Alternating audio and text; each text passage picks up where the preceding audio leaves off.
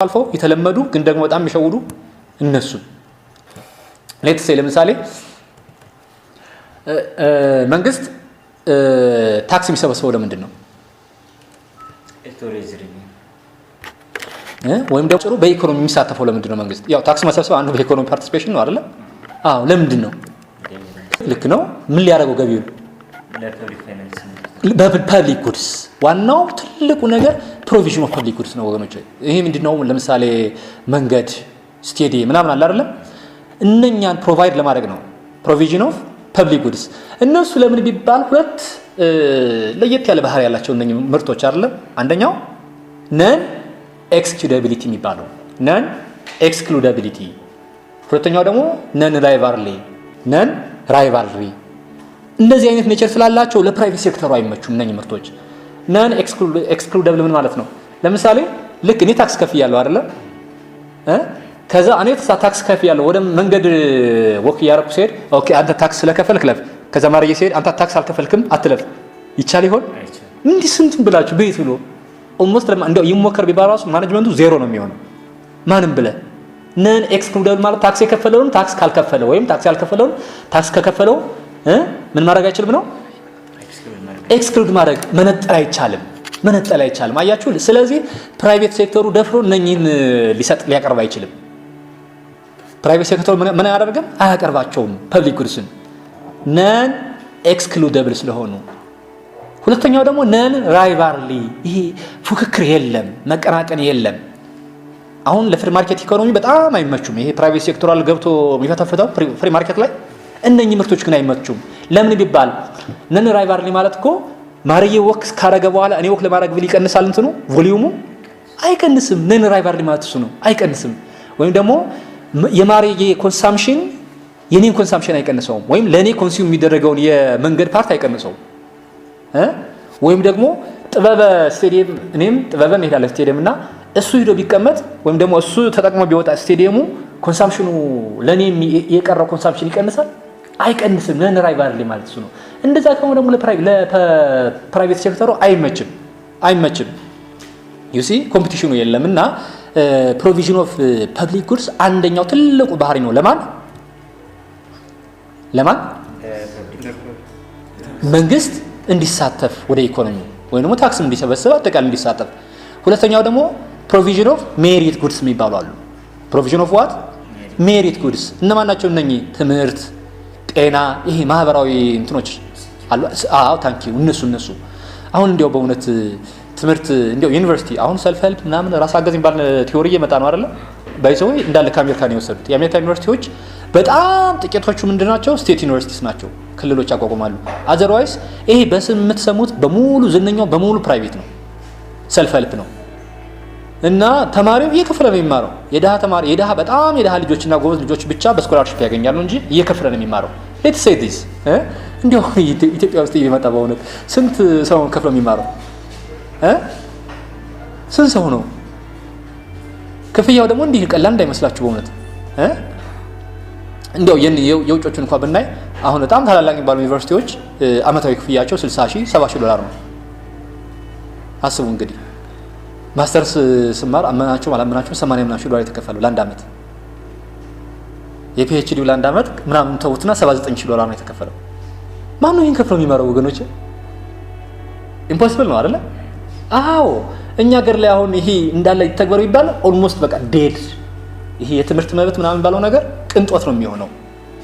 ለዛ ነው እነኚህ በጣም አስፈላጊ ምርቶች ግን ደግሞ በሽያጭ ቅረቡ ቢባል በጣም ውድ ስለሚሆኑ ፕሮቪዥን ኦፍ ዋት ሜሪት ጉድስ እና እነኚህ ለማቅረብ ታክስ ያስፈልጋል። አሁን እንዲያውም በዓለም አቀፉ በሂውማን ራይትስ ስምምነት እንዲያውም ኤሌመንታሪ ስኩል ኮምፐልሰሪ ሆኗል አይደለ? ፍሪ ኤንድ ኮምፐልሰሪ ICSCR ተመልከቱት። ፍሪ ኤንድ ኮምፐልሰሪ ሆኗል። ማን እስከ ኤሌመንታሪ እንደዛ ሆኗል። አሁን እሱን ለማድረግ ምን ያስፈልግ ነበር ታዲያ? ምን ያስፈልጋል? ታክስ ያስፈልጋል። the need to provide merit goods ማለት እሱ ነው ወገኖች፣ እሱ ነው። ግልጽ ነው። ኢንተረስቲንግ። ይሄ ብቻ አይደለም ባይዘው። ለምሳሌ አሁን ቤት አቅርቦትም ሊሆን ይችላል። አሁን ኮንዶሚኒየም ጀርባው ፖሊሲው እንደዛ ነው። አሁን ያው ፕራክቲስ ላይ ያለው ሀቁ ሌላ ቢሆንም ግን ፐርፐዙ ግን አቅም የሌላቸው ሰዎች ቤት በቅናሽ ዋጋ ሰርቶ ማቅረብ የሚል ነገር ነው። አይደለ? እሱ አሁን እዚህ የሜሪት ጉድስ ፕሮቪዥን ኦፍ ሜሪት ጉድስ አንዱ ዓላማ ነውና የሚደጉመው ከታክስ ከተገኘ ገቢ ነው። እንደምታውቁት አዲስ አበባ በተለይ አዲስ አበባ ከተማ አስተዳደር ብዙ ያወጣል በዚህ በኩል እና ፕሮቪዥን ኦፍ ሜሪት ጉድስ አንደኛው መንግስት ታክስ እንዲጥል ወይም ደግሞ በኢኮኖሚ እንዲሳተፍ ያስገደደው ምክንያት ነው ማለት ነው። ሌላው ማርኬት ፍሬሉ ማስተካከል ነው። ይሄ ገበያው ምሉ አይደለም። አሁን ፍሪ ማርኬት ኢኮኖሚ ምናምን የሚሉና አሜሪካውያን እነሱ ራሱ ሙሉ በሙሉ እጃቸውን እንኳን አላነሱ ከገበያው አይደለ? አፍሪካውያን እንዲያነሱ ለምን ይፈልጋል ይባል ሌላ ሚስጥር ስላለው ነው። ለምሳሌ እዛ ላይ ማርኬቱ ላይ እነሱ ማርኬት ላይ አሁን አንድ የአሜሪካ የኢነርጂ ፕሮቫይዲንግ ካምፓኒ አሜሪካ መብራት አቀርባለሁ ቢል በዚህ ሰዓት ምን አለው? የለም፣ ተይዟል። ኤሌክትሪሲቲ ምናምን እንዳለ ሁሉም ስለሚያቀርብ ኦልሞስት ስታክ ያደርጋል ወደዛ ገበያ ገባለሁ ቢል። ግልጽ ነው አይደለም? የሚገርመው ነገር ወደኛ ሀገር ፍሪ ማርኬት አድርጉት ገበያውን ይሄ ኤሌክትሪኩ ምናምን ይላሉ አይደለም?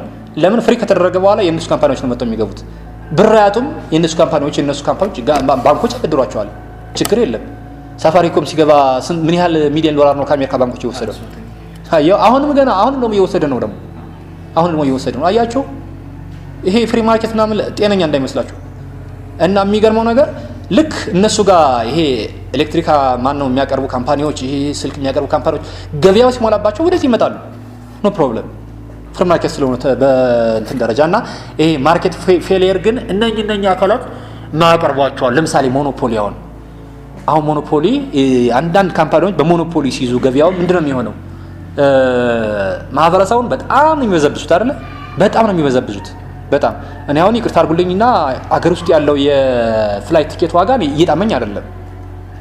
አንፌር ነው በእውነት አገር ውስጥ ያለው። የሚገርመው እንዲያው የእንትን እኮ አሁን ወደ ዱባይ ወደ አሜሪካ የምንሄድበትን ስታስቡት ለምሳሌ አሁን ባለፈው ከአሜሪካ ወደ አዲስ አበባ ለመጣት የሚገርመው በግብጽ ኤርላይንስ ልመጣ አስቤ ነበረ።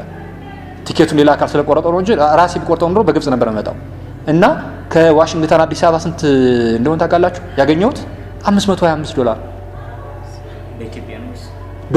525 ዶላር ከሚባሉት አንዱ ነው። በግብጽ ለመምጣት ምክንያቱም በጣም ቅናሽ ፈለግኩኝና እንደዛ ሆነ።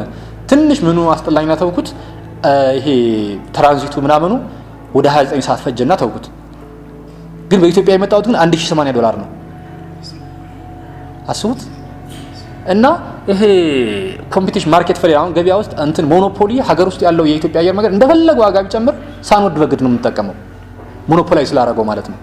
ዩሲ እና ለዚህ እንደዚህ አይነት ነገሮች ሲፈጠሩ መንግስት ለምሳሌ ታክስን ጫን እያደረገ ሊጥልበት ይችላል። መንግስት ይሄ እንትኑን ኦር የሆነ ነገር ወይም ታክስ እየቀነሰ ተው እንትን ብዙ አትበዝብዝ አይነት ነገር ሊለው ይችላል። ዞሮ በኢኮኖሚው እንደዚህ ፓርቲሲፔት የሚያደርገው አንዱ ምንድነው የማርኬት ፌሊየር ሲኖር ነው ማለት ነውና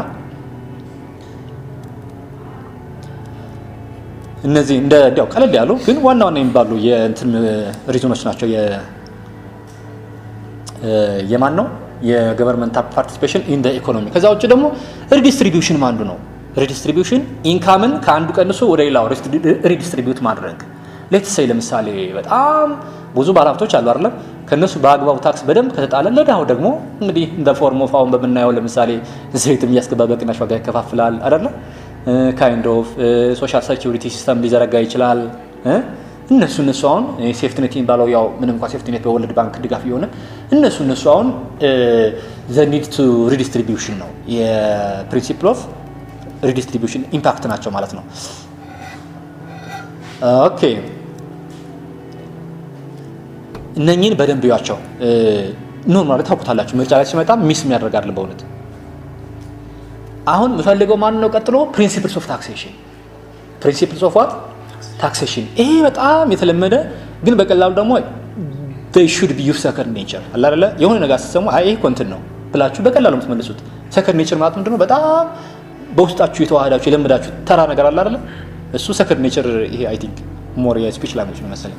እንደዛ መሆን አለበት ነው። እሺ አንደኛው ምንድነው? ፕሪንሲፕል ኦፍ ኤፊሺየንሲ። መከረኛው ሁሌ ማትቀረው ፕሪንሲፕል ኦፍ ኤፊሺየንሲ። ይሄ ባጭሩ አድሚኒስትሬቲቭ ኮስት በመንግስት በኩል ወይም በታክስ ኦቶሪቲ በኩል፣ በከፋዩ በኩል ደግሞ ኮምፕላያንስ ኮስት በጣም ሚኒማል መሆን አለበት ነው ባጭሩ። ምን መሆን አለበት? አድሚኒስትሬቲቭ ኮስት እና ሚኒማል ኮስቱ ምን ማለት ነው? ለምሳሌ አሁን ባለፈውም ነገር አየው ነበር። አንድ ታክስ ባለስልጣን ከማርዬ ሱቅ ታክስ ለመሰብሰብ ለምሳሌ አበል ለታክስ ሰብሳቢዎቹ ለትራንስፖርት ለምን ብሎ አጋጣሚ ማረየ ገና ይሄ ካታጎሪ ሲ ታክስ ፔር ወይም ደግሞ በቀደም ፒቲ ትሬደርስ ያላቸው አለ አይደል ፒቲ ትሬደርስ ስለሆነ በቃ ከ2000 ምናምን አይበልጥም ታክስ የሚከፍለው በአብዛኛው ኮንቴነር ምናምን የሚሰሩ ሰዎች እንደዛ ነው የሚከፍለው 10000 5000 ምናልባት 15000 ማክሲመም እንደዛ ነው የሚከፍለው እና ይሄ አድሚኒስትሬቲቭ ኦርጋን ምንድነው ያደረገው ወደ ማረየ ለማስገመትና ለማሰብሰብ ምንድነው ያደረገው መጀመሪያ የላከው 5 ሰዎችን ነው ለምን 2-3 እንዳልክ ሙስና ሊሰራ ይችላል ማረየ ትንሽ ጣልጣል ያደርግላቸውና በአነስተኛ ግምት ሊያመጡ ይችላል ብሎ ነው እንግዲህ እሱ ያው ሎጂክ አለው አይደለም ትክክል ነው ሎጂክ እና 5 ሰዎችን ላከ ከዛ 5 ሰዎች ላከና ለእያንዳንዳቸው 500 ብር አበላለ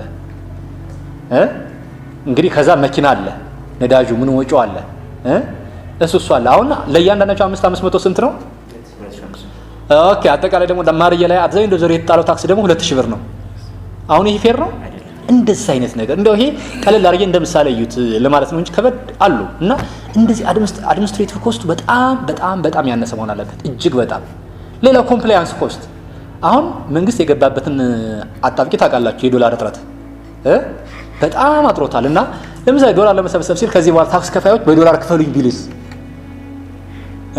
ኮምፕላያንስ ኮስት ፖሲብል ነው ጥቁር ገበያው አሁን 105 106 አካባቢ ነው ያለው መሰለኝ አይደል አውቶማቲካሊ 300 400 500 ብር ነው የሚገባው ጥቁር ገበያው ምክንያቱም ታክስ ከፋዩ አማራጭ ታክስ ካልከፈለ ያው ንግድ ፍቃድ አይታደስም ካላታደሰ ደግሞ አይሰራም ስለዚህ የግድ ጥቁር ገበያ ውስጥ ነው የሚሳተፈው ባንኮችም አይሸጡለትም ንሽጥ ይሉም የላቸውም ባይዘው አሁን ከውጭ ሀገር ስትጓዙ እኮ የሚገርመው ነገር $100 ምናምን ነው የሚሰጧቸው $100 አስቡት እንግዲህ $100 ለአንድ አልጋም አይሆናችሁ ዩ ሲ በጣም አጥሯል እና ኮምፕላያንስ ኮስት አሁን ዶላር ገዝተህ ክፈል ብትሉት የ100,000 ብር ታክስ ለመክፈል በእርግጠኝነት 300,000 ብር 400,000 ብር ዶላር ሊያወጣ ይችላል አያችሁ ሪስክ እንደዚህ አይነት ነገሮች ነው እና ኮምፕላያንስ ኮስት እና አድሚኒስትሬቲቭ ኮስቱ በየትኛውም ኢን ተርምስ ኦፍ ታይም ሊሆን ይችላል ኢን ተርምስ ኦፍ መኒ ኢን ተርምስ ኦፍ ኤኒቲንግ ኢት ሹድ ቢ ሚኒማል ማለት ነው ማነው ይሄ ፕሪንሲፕል ኦፍ ኤፊሺየንሲ እንዲሁ አደራ እንዳትረሷት እሺ በቃ ኮስት ሚል ቃል አለበት ሁሌ እሱ ጋር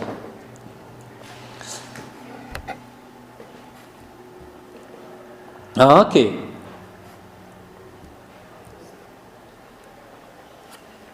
ሌላ የተለመደው ፕሪንሲፕል ምንድነው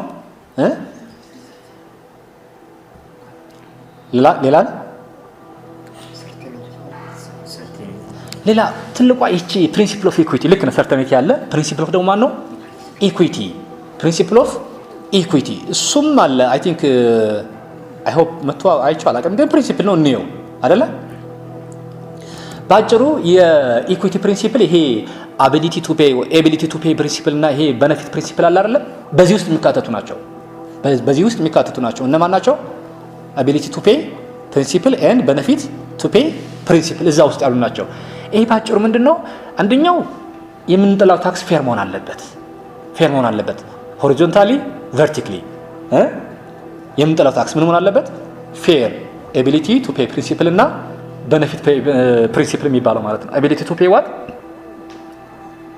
እና ቤኔፊት ፕሪንሲፕል የፕሪንሲፕል ኦፍ ኢኩዊቲ ቅርንጫፎች ናቸው ብራንቾች ቅጠሎች ናቸው እና ታክስ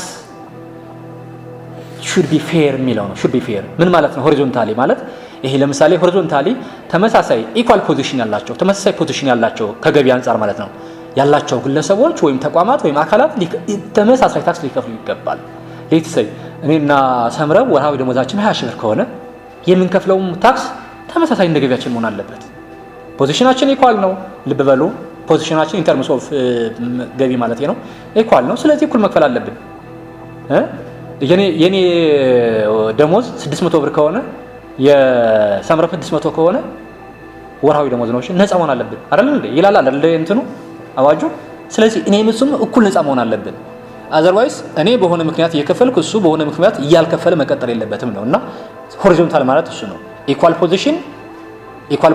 ፖዚሽን ዘ ሴም ታክስ እንደማለት ነው ሌላው ይሄ ቨርቲካል ደግሞ ሲባል የታክስ የገቢ መለያየት ማለት ነው የገቢ መለያየት የተለያየ ገቢ ያላቸው ዲፈረንት ኢንካም ሌቭል ያላቸው ሰዎች ዲፈረንት ታክስ ሊከፍሉ ይገባል ነው ሌትስ ሴይ ለምሳሌ እኛ 10,000 ብር ነው ደሞዛችን ማረየ 100,000 ብር ነው እኩል ነው መክፈል ያለበት ጭራሽ እንደውም ማረየ 35% ላይ ነው የሚያርፈው እኛ ደግሞ 30% ላይ ነው የምናርፈው አይደለም። እና ቨርቲካል ነን። አሁን እሱ ከላይ ያለ ነው፣ ወር ላይ ነው አንገታችንን አንጋጠን ነው የምናየው። 100 ሺህ ብር ነው ደሞዙ። የኛ ደግሞ ስንት ነው? 10 ሺህ ብር ነው። ስለዚህ ቨርቲካል ማለት ይሄ ነው። ከገቢ አንፃር ሌቭል 1 2 3 ወደ ላይ የሚወጣና የሚወርድ አይነት ገቢ ከሆነ ሰዎቹ ልክ እንደ ሌቭላቸው ታክሳቸው ምን መሆን አለበት? መለያየት አለበት። ይሄ ምንድነው? ፕሪንሲፕል ኦፍ ኢኩዊቲ በስሩ ማን ይዞ ነው? አቢሊቲ ቱ ፔይ ፕሪንሲፕል እንዲሁም ቤኔፊት ፕሪንሲፕል ነው። አቢሊቲ ቱ ፔይ እንደምታውቁት ነው የመክፈል አቅም ነው። 100 ሺህ ብር የሚያገኘው ማረዬ ያለው የመክፈል አቅምና 10 ሺህ ብር የምናገኘው የኔና የሰምረ የመክፈል አቅም እኩል ነው አይደለም። አቢሊቲ ቱ ፔይ እሱ ነው።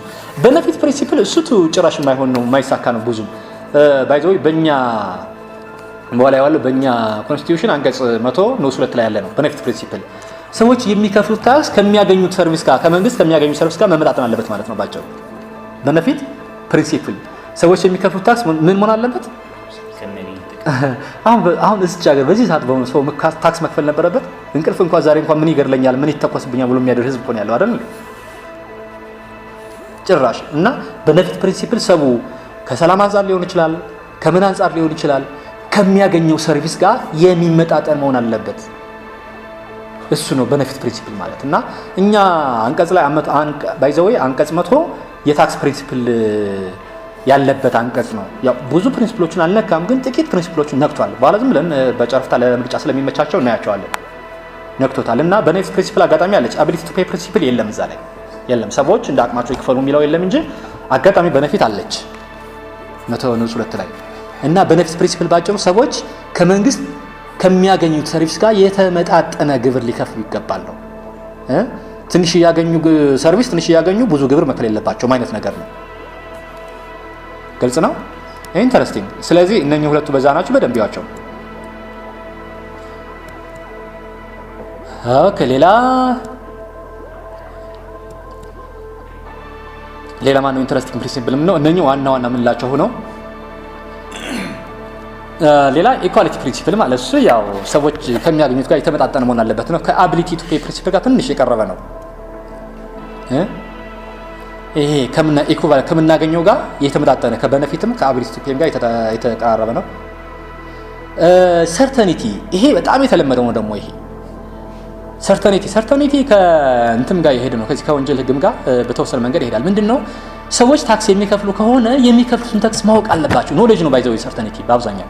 ይሄ ለምሳሌ እኔ ኤምፕሎይመንት ታክስ የምከፍል ከሆነ ምን ያህል እንደምከፍል፣ የት እንደምከፍል፣ እንዴት እንደምከፍል ማወቅ አለብኝ። ይሄ አርቢትራሪሊ ዝም ብሎ መጥቶ ይሄን ያህል ክፈል ለምሳሌ ዛሬ 10 ሺህ ብር ታክስ ከፍዬ በቀጣይ ወር ደሞዜ ምንም ሳይቀየር 20 ሺህ ብር የምከፍል ከሆነ ዛት ቶታሊ ሮንግ ሰርተኒቲ ነው የሚጣሰው። እኔ የምከፍለው ቅድሚያ መታወቅ አለበት። ህጉ ፕሪዲክተብል መሆን አለበት። ግልጽ ነው አይደለም? ይሄ ዛሬ 5 ብር ቀጣይ 10 ብር ቀጣይ ደግሞ 100 ሺህ ብር ቀጣይ 2000 ብር አይነት ነገር መሆን የለበትም። እንግዲህ ይሄ ለኔ ለታክስ ከፋዩ ነው። እርግጥ ነው ገቢዬ ሲቀንስ ምን ያህል እንደምከፍል እኔ ራሴ ላውቀው እችላለሁ። በቃ ገቢዬ ሲጨምርም ምን ያህል እንደሚጨምር ምን ያህል እንደምከፍል ማወቅ አለብኝ። ምን መሆን አለበት ነው ባጭሩ ሰርተኒቲ ታክሱ ምኑ ኢት ሹድ ቢ ዋት መታወቅ አለበት፣ የተረጋገጠ። ይሄ ዝም ብሎ በግምት መሆን የለበትም ነው። እኔ ሁሌ ታክስ ፔየር ሆኜ የምከፍለውን የማገኘውን እንጂ መገመት ያለብኝ የምከፍለውን መገመት የለብኝም ወገኖች። ባጭሩ እንደ ታክስ ከፋይ የማገኘውን ገቢ ነው እንጂ መገመት ያለብኝ። መገመተው ለምን? ካለኝ ጥንካሬ፣ ካለኝ ገቢ፣ ካለኝ ካፒታል አንፃር በየዓመቱ ገቢ ሊለያይ ይችላል። ለምሳሌ ብድር ካላገኘውና ኢንቨስትመንቱ ካላስፋፋሁት ምን ሊሆን ይችላል ማለት ነው? ፐርስ ነቲንግ አይደል እንዴ? ብድር ካገኘውና ካስፋፋሁት ደግሞ ብዙ ላገኝ ይችላል አዲሽናል ቫልዩ። እና የማገኘውን እንጂ የምከፍለውን ታክስ መገመት የለብኝም። ኢት ሹድ ቢ ሰርተን ኖሌጅ ነው ይሄ አጭሩ። ታክስ ህጉ ምኑ ኢን ተርምስ ኦፍ ኖሌጅ ዊ ሹድ ቢ ሰርተን ማለት ነው። ግልጽ ነው አይደለ? በቃ ኢን አድቫንስ ታክስ ፔየሩ ምን ያህል እንደሚከፍል ማወቅ አለበት። በእርግጠኝነት የ10500 ብር ደሞዝተኛ ዛሬም የዛሬ ወር የሚከፍለውን በእርግጠኝነት ያውቀዋል። እንደዛ መሆን አለበት ነው ወገኖች። ለምሳሌ አሁን ቫት ላይ ዛሬ የ1000 ብር ዕቃ የምገዛ ከሆነ 150 ብር እንደምከፍል አውቀዋለሁ። ግልጽ ነው አይደለ? በቃ አውቀዋለሁ 150 ብር፣ ምክንያቱም 15% ነው። ስለዚህ ከፈለኩኝ ኮንሳምፕሽን እቀንሳለሁኝ፣ ታክስም አልከፍልም። ስጨምር ደግሞ እጨምራለሁኝ ማለት ነው። እና እንደዚህ መታወቅ አለበት ነው። ሌላው ትልቁ ማን ነው? ፕሪንሲፕል ኦፍ ዋት ኮንቪኒየንስ ይሄ በጣም የተለመደች ነች። ፕሪንሲፕል ኦፍ ዋት ኮንቪኒየንስ ምን ማለት ነው? ኢን ተርምስ ኦፍ ፕሌስ ኢን ተርምስ ኦፍ ታይም ታክስ ከፋዩ እንዲከፍል ምን መሆን አለበት? በጣም ኮንቪኒየንት እንትን ነው፣ ሀስል መሆን የለበትም። 100 ሺህ ብር ለመክፈል የማጠፋው ጊዜ፣ ስቃዩ፣ ውጣ ውረዱ፣ ቢሮክራሲ እንኳን ኖርማል ቃል ነው። ሬድ ቴፕ ነው የሚባለው በእንትን ኔጌቲቭ አይደለም። የቢሮክራሲ ኔጌቲቭ ሬድ ቴፕ ነው የሚባለው። ቢሮክራሲ ከሆነ ኖርማል እንትን ነው ፖዚቲቭ ወርድ ነው። እና ሬድ ቴፕ ሊበዛ ይገባል። ሬድ ቴፕ ሊበዛ ይገባል። ይሄ ውስብስብ መሆን የለበትም። ይሄንን አሁንም እንዲያው ወደዛው ወደ አሜሪካ ለወስዳችሁ ነው። ያው እኔም ታክስ ከፍል ነበር ስለሚከፈለኝ የሰራ ስለነበረ ማለት ነው። የሚገርመው ታክስ ሪፖርት ሳረክ ስከፍል እንዴት ታውቃላችሁ? ያው ኤምፕሎይመንት ከሆነ ሰውየው፣ ካልሆነ በሌላ መንገድ ከገባ ልክ እነ ስፕሪንግ ታክስ፣ ቶርቦ ታክስ የሚባሉ ሶፍትዌሮች አሉ። እዛ ሶፍትዌር ላይ ኦንላይን አካውንት ትፈጥራላችሁ። ከዛ ያገኛችሁትን ገቢ ፔሮልም ከሆነ እዛ ፎርም አለች፣ ፎርማን አፕሎድ ታደርጋላችሁ። እዛው ራሱ ኦንላይን ታክሱን አስልቶ ይነግራችኋል። ይህን ያለው ታክስ ይላል። በቃ ክሬዲት ካርድ አላችሁ፣ ክሬዲት ካርዳችሁን አስገብታችሁ መክፈል። ምናልባት በስህተት እሱ የወሰደው ካለ ከቀጣሪያችሁ በኩል ወይ ካሰሪው በኩል ይመልስላችኋል በቼክ ወዲያውኑ አካውንታችሁ ላይ ይገባላችኋል። የሚገርማችሁ ነገር ቤታችሁ ቁጭ ብላችሁ ምናልባት ታክሷን ለመክፈል ቢበዛ 20 ደቂቃ ቢበዛ በቃ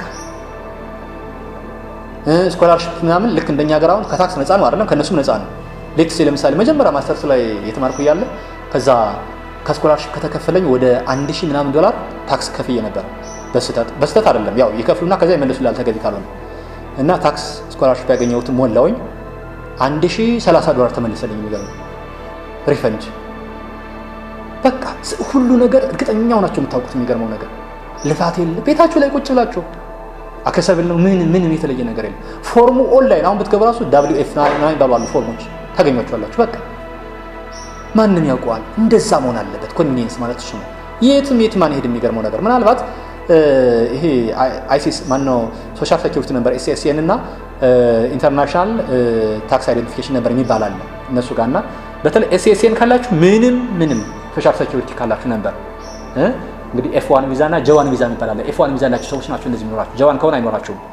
እና J1 ቪዛ ያላችሁ ተማሪዎች ብቻ ትንሽ ኦንላይን ከሞሉ በኋላ ከዛ ወረቀቱን ደግሞ በፖስታ አሽገው ለታክስ ባለስልጣን መላክ አለባችሁ። ይቺ ብቻ ነች እንግዲህ ለነሱ ትንሽ ልፋት የምትባለው ማለት ነው። ከዛ ውጪ በቃ ልፋት የለባችሁ። ልፋት የለም። እኛ ሀገር ላይ እሱ አለ። ኧረ ታክስ ትከፍሉ ሄዳችሁ ያለው ምን ያህል ቦታ እንደምትደርሱ you have no idea ምን ያህል ቦታ እንደምትደርሱ እና እሱ ነው። ይሄ ኮንቪኒየንስ መሆን አለበት። እንትኑ ታክስ ፔየሩ ስለሚከፍለው ታክስ እንጂ ታክስ እንዴት እንደሚከፍል ማሰብ የለበትም። ቦታው፣ ውጣ ውረዱ፣ ቢሮክራሲው የራስ ምታት ሊሆንበት አይገባም ማለት ነው። ኮንቪኒየንሱ ስቃዩ፣ ሬድ ቴፑ መቀነስ አለበት ነው ፕሪንሲፕል ኦፍ ዋት ኮንቪኒየንስ። እስኪ አስቡት አሁን እዚህ ያለ ከፋይ የግድ አዲስ አበባ መተከፈል ቢባል ምን ያን ስቃይ እንደሆነ እሱ ማለት ነው ወገኖቼ።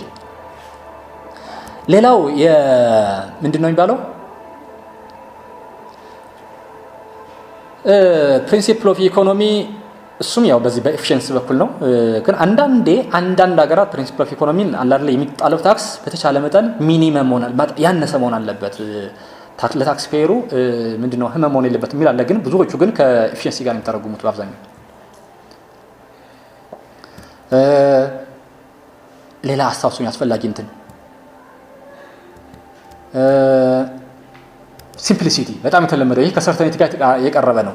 ሲምፕሊሲቲ ደግሞ ምንድነው? ፕሮሲጀሩ ህጉ ራሱ ለየትኛውም ታክስ ፔየር ቀላል መሆን አለበት።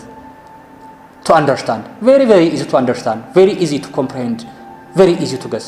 ይሄ ጃርገን ላንጉዌጅ ሲጠቀምክ ሲያነብ ምን ማለት ነው ይሄ ምናምን የምትለው አይነት መሆን የለበትም ነው ባጭሩ። እንደ ቋንቋው ፕሮሲጀሩ ራሱ ቀላል ነገር እንደዚህ ሌትስ ለምሳሌ አሁን ተርኖቨርን ስትጽፈው ፕሪንሲፕል ላይ ለምሳሌ ተርኖቨር ታክስ ሻል ኖት ሃቭ ካስኬዲንግ ኢፌክት ማን ይረዳዋል? ይናውን እንደዛ ማለት የለብንም። ሌላ ቀለል ያለ ቋንቋ ለሌላው ሎየር ለሆነው ግለሰብ እንዲረዳው ቀለል ያለ ቋንቋ መጠቀም አይነት ነገር ከቋንቋ አንፃር ውስብስብ አለመሆን። ይሄ አሁን በእውነት ያሳዝነኛል። ኢንፑት ታክስ ክሬዲት፣ አውትፑት ታክስ ክሬዲት አይ ነው በተግባር ከገባ ትረዳዋለህ። ግን ወደዛ ወደ ንግዱና ወደ ታክሱ ዓለም ለመግባት ለሚፈልግ ግለሰብ ግን ሎየር ካላገዘው እንዴት ነው የሚረዳው? ነው ይሄን እንደዛ መሆን የለበትም። ቀላል በጣም ቀላል መሆን አለበት። ህጉ ቋንቋው ቀላል መሆን አለበት። ፕሮሲጀሩ ቀላል መሆን አለበትና ሲምፕሊሲቲ የተለየ ትምህርት መጠየቅ የለበትም አይነት ነገር ነው። ወይም ደግሞ ኮምፕሌክስ መሆን የለበትም። ኢዚ መሆን አለበት ቱ አንደርስታንድ። ይሄ ፕሪንሲፕል ኦፍ ዋት ሲምፕሊሲቲ፣ ፕሪንሲፕል ኦፍ ሲምፕሊሲቲ። የፕሪንሲፕል ኦፍ ዳይቨርሲቲ የሚልም አለ። ምናልባት ከመጣ አላውቅም። ፕሪንሲፕል ኦፍ ዳይቨርሲቲ በተቻለ መጠን ታክስ ቤዙ ዳይቨርስ መሆን አለበት ነው፣ አንድ መሆን የለበትም። ወይ ኢምፕሎይመንት ላይ ብቻ ዳይሬክት ኢንካም እንዲያውም በዚህ ይታማሉ። ዳይሬክት ኢንካም የሚባለው ማነው? ዳይሬክት ታክስ የሚባለው በኋላ እናየዋለን። በአብዛኛው ቤዙ ጠባብ ነው። ከታክስ ፔየር አንፃር ከኢንካም አንፃር የነ ኮንሳምፕሽን ታክስ እነ ቫት አንዱ የሚያስወድሳቸው ምንድነው? ቤዛቸው ሰፊ ነው። በተለይ ሌትስ አሁን ኮምፕሬሄንሲቭ ነው ይባላሉ አይደለም? እነ ቫት እስኪ ይህን ጥያቄ ልጠይቃችሁ። የአንድ ዓመት ህፃን ቫት ይከፍላል አይከፍልም? ይከፍላል አይደለም? በጣም እንትን ነው። ለዛ ነው እና ፕሪንሲፕል ኦፍ ዳይቨርሲቲ ይሄ ታክስ ቤዙ የሰፋ መሆን አለበት ነው። እንግዲህ ታክስ ቤዙ ከሰፋ ምንድነው? መንግስት በእርግጥ ሆዳም ነው የትኛውም ሀገር መንግስት። ግን ታክስ ቤዝ ከሰፋ ምንድነው? ታክስ ከፋዩ የሚከፍለው ነገር ያንሳል በተቻለ መጠን። ምክንያቱም ብዙ ከፋይ አለ። ስለዚህ የሆነ ህመም ሊሆን የሚችል ታክስ አጣልባቸው ነው ብዙ ከፋይ እያለ ነው። ታክስ ከፋዩ ባነሰ ቁጥር ግን ያው መንግስት ገቢውን ስለሚያስፈልገው ታክሷ ከፍ ትላለች አይነት ነገር ነውና ዳይቨርሲቲ የሚጠቅመው ለዛ ነው። ፕሪንሲፕል ኦፍ ዳይቨርሲቲ ታክስ ቤዙ ታክስ ዩኒቱ መብዛት አለ። ታክስ ዩኒት ማለት ታክስ ፔየር ማለት ነው ባጭሩ። ታክስ ቤዙ ደግሞ ይሄ ኢንካሙ ምኑ መብዛት አለበት በተቻለ መጠን። አሁን ቫት እኮ የሚገርመው ከኢምፖርቱ ከምኑ አይደለ ቫት የሚቆረጠው በቃ በጣም ሰፊ ነው። በጣም ኢንካም ታክስ ማነው ዳይሬክት ታክስ እኮ እንደዛ ቢሆን ኖሮ ማለት ሬቱ ወደ 15 ወደ 10 ዝቅ ብሎ እንጠቀም ነበረ። ግን አይሆንም እንደዛ። ለዛ ነው እና ዳይቨርሲቲ በጣም ጥቅም አለው። አንዱ ፕሪንሲፕል ነው። ግለሰቦችንም ላለማሳመን የመንግስት ገቢንም ለመጨመር እንደው ከከፋዩ ጋር ፍቅር ገብቶት እንዲኖር ማለት ነው። ሌላው ኒውትራሊቲ ነው። በጣም ይሄ አስፈላጊ ነው። ይህን አስታውሱ። ኤፊሺየንሲ፣ ኮንቪኒየንስ፣ ኢኩዊቲ፣ ኒውትራሊቲ የተለመዱ ናቸው። ኒውትራሊቲ ምን ማለት ነው? ኢን ተርምስ ኦፍ ቢዝነስ አክቲቪቲ ወይም ኦርጋናይዜሽን ምን ማለት ታክስ ኒውትራል መሆን አለበት። ለአንዱ አድቫንቴጅ ለአንዱ ዲስአድቫንቴጅ መፍጠር የለበትም ነው። ምን መሆን አለበት? ኢት ሹድ ቢ ኒውትራል ሪጋርዲንግ ቢዝነስ አክቲቪቲስ ቫሪየስ ቢዝነስ አክቲቪቲስ ኦርጋናይዜሽንስ። ይችን አንድ ጥሩ ምሳሌ ልንገራችሁ። አሁን በአዲሱ የንግድ ህግ ኤልኤልፒ አይተናል አይደል? የኤልኤልፒ ኢንተርናሽናል ጁሪስፕሩደንስ በጣም እንትን ያለ ነው፣ ያደገ ነው። እንግዲህ በ1980ዎቹ አሜሪካ ላይ ቴክሳስ ላይ ተጀመረ። ከዛ በኋላ በቃ እየቀጠለ አሁን በጣም ተወዳጅ እንትን ሆኗል። ቢዝነስ ኦርጋናይዜሽን ነው እና እሱ ሲፈጠር ጁሪስፕሩደንሱ ዘሴም ነው ባይዘው። የትም ሀገር ላይ አሜሪካን ብትሄዱ፣ እንግሊዝን ብትሄዱ፣ ህንድን ብትሄዱ የኤልኤልፒ ጁሪስፕሩደንስ ይታወቃሉ። በቃ ፐርፔቹዋል ኤግዚስታንስ፣ ፕሮፌሽናል ሰርቪስ ኮንትሪቢዩሽን እና ታክሴሽን ላይ በጣም የተለመደ ጁሪስፕሩደንስ ነው በኤልኤልፒ ነው። ምን ማለት ታክሴሽን? የኤልኤልፒ ታክሴሽን ፓስ ትሩ ስታተስ የሚባለውን ይጠቀማል። ምን የሚባለውን? ፓስ ትሩ ስታተስ። ምን ማለት መሰላችሁ? አሁን በሸር ካምፓኒ ለምሳሌ እኔና ማረዬ፣ ቤቲና ጥበበ፣ የሽና ሙሉጌታ ምን ፈጠርን? ስድስቱንን ክሎስ ኮርፖሬሽን ካምፓኒ ፈጠርን። አሁን በዚህ ዓመት 1 ሚሊዮን ብር አተረፍን። ሁላችንም 25% ነው ያለን። ተውት 5 ነን አይደል? ነው 6 ነን። 5 ነው ያገለው ሂሳብ እንድንመጭ 5 ነን። ስለዚህ 20% ነው የሚደርሰን። አሁን 1 ሚሊዮኑ መጀመሪያ እኛ ከመከፋፈላችን በፊት ቢዝነስ ኢንካም ታክስ ሼር ካምፓኒው ይከፍላል። ግልጽ ነው አይደል? ሼር ካምፓኒው ምን ይከፍላል? መጀመሪያ ቢዝነስ ኢንካም ታክስ። የሚገርም እኮ ነው ይከፍላል። ከዛ በኋላ ቀሪው ለምሳሌ 30% የሚከፍል ከሆነ ሌትስ ሴይ 700 ሺህ ነው የቀረው አይደል? 700 ሺውን ነው እኔ አምስታችን የምንካፈለው። አምስታችን ስንካፈል ደግሞ እንደገና ዲቪደንድ ደግሞ 10% እንከፍላለን ከእያንዳንዳችን ማለት ነው። አይገርማችሁ? ሁሉም ቢዝነስ ኦርጋናይዜሽን እንደዛ ነው። ኤልኤልፒ ግን በየትኛውም ዓለም ከኢትዮጵያ ውጪ እንደዚህ አይደለም። ኤልኤልፒ ምክንያቱም ምንድነው? በጣም ሰፊ ብዙ ኢሹ አለው። ያው ጊዜ ለመቆጠብ ላናወራው እንችላለን። ምንድነው የሚደረገው? ፓስሩ ስታተስ ይባላል። ምንድነው? ኤልኤልፒ ቅድም ሼር ካምፓኒው 30% ከፈል አላለም 300 ሺህ ብር። እዚህ ጋር ኤልኤልፒው እንደ ካምፓኒ አይቆጠርም፣ ያልፈዋል። ፓስሩ የምትለው ይችላል ለማለት ነው። ኤልኤልፒውን ያልፍና ልክ እነ ቤተሰብ ከፋፈሉ እዛ ላይ የሚከፍሉት ዲቪደንድ ያልነው አለ አይደል? እዚህ ሼር ካምፓኒ ላይ ቅድም እሱ ደረጃ ላይ ሲደርስ ነው እንጂ ኤልኤልፒው እንደ ካምፓኒ ወይም ደግሞ እንደ ኦርጋናይዜሽን ተቆጥሮ ምን አይልም፣ አይከፍልም። ከዛ ዝም ብሎ ለምሳሌ አሁን ኤልኤልፒ ነው የቅድም ሼር ካምፓኒ አይደለም፣ ኤልኤልፒ ነው። ኤልኤልፒ ስለሆነ 1 ሚሊዮን ብር አተረፍን በዚህ ዓመት። ከዛ 1 ሚሊዮን ብሩን በቀጥታ ምንድነው እኔ ቤቲ ጥበበ በቃ ሙሉጌታ ሰምረ ተካፈልን። ስንት ደረሰን? አዎ ከዚች ከእያንዳንዱ 200 እንከፍላለን ዲቪደንድ። ታንኪዩ። ይሄ ምን ይባላል? ፓስሩ የሚለውን ቃል ለምን ተጠቀምን? ኤልኤልፒውን ስላለፈ አልፎ ስለመጣ ታክሱ እሱን አልፎ እሱን ንቆ ወይም ደግሞ ለሱ ቸርነት አድርጎ ወደኛ ነው የመጣው አልፎ። ይቺ ምን ትባላለች? ፓስሩ ስታተስ። እና አሁን ወደኛ ለመልሳችሁ ይሄ የኛ አገር ባለፈው ንግድ እኮ ሲወጣ የታክሴሽን ጉዳይ ሲነሳ የሚገርመው ታክስ ኦቶሪቲ ነበረ። የለም ታክስ ኒውትራል ነው ፕሪንሲፕል ኦፍ ኒውትራሊቲ በካምፓኒ በመመየ ውሸት እኮ ነው፣ ግን ለራሱ ጥቅም ብሎ ነው እንጂ ጁሪስፕሩደንስ ነው፣ ሳይንስ ነው። ሳይንስ ደግሞ መጠቀም አለበት አይደለም ያለው እንደዛ ነው። እና አይቻልም ፕሪንሲፕል ኦፍ ኒውትራሊቲ ብሎ የተከራከረ በዚች ነው ኤልኤልፒ ታክስ ይሁን ብሎ ማለት ነው። ግልጽ ነው። እንደዛ ነው የሆነው። አሁን እንደገና ጮህት ሲበዛ አሁን ትምህርት ማን ነው የፍትህ ሚኒስቴር እንደገና እያጠና ነው ታክስ ጉዳይን ኢሹ ለመፍታት ወደ ጁሪስፕሩደንስ ልመለስ በሚል ማለት ነው። ፕሪንሲፕሎች እኮ ኪሙሌቲቭ አይደሉም። ለምንድነው ኪሙሌቲቭ የማይሆኑት?